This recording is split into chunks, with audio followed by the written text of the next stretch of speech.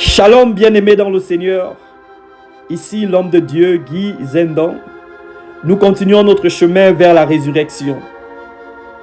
Avez-vous déjà entendu dire que Jésus-Christ a prié pour que la coupe passe devant lui, c'est-à-dire de ne pas aller à la croix? Et oui, Jésus-Christ a réellement prié. Il a même prié 3 fois afin que cette coupe passe de lui.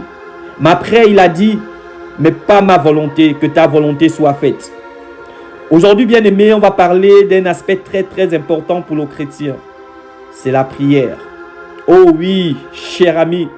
Oh oui, bien-aimé, sans la prière, il n'y a pas de chrétien.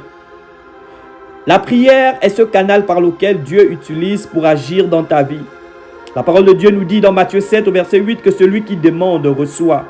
Et donc en réalité, celui qui ne demande pas ne reçoit pas. La prière, c'est ce que Dieu plante. Ou encore, c'est ce que tu plantes afin que Dieu vienne arroser.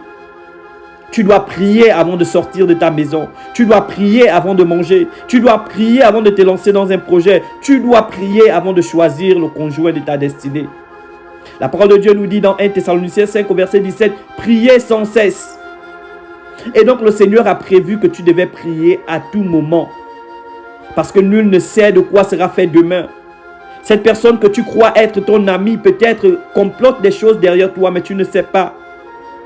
Ce projet dans lequel tu veux te lancer peut ne pas être le bon, mais par la prière, Dieu peut te révéler quelque chose. Tu peux sortir et ne pas rentrer, mais celui qui prie aplanit les sentiers de sa vie. Oh oui, frère, si tu vois que ta vie de prière est en train de diminuer sur une attaque de l'ennemi, revois ta vie de prière.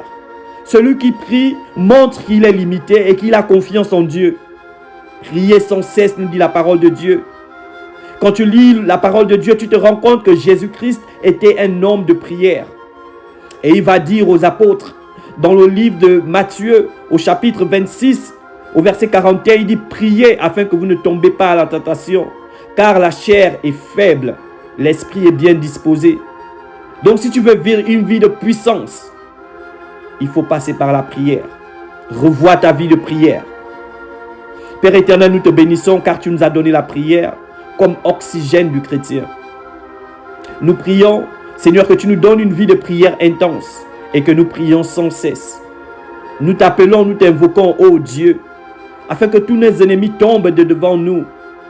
Car la parole déclare que toute arme forgée contre nous sera nulle et sans effet au nom de Jésus-Christ.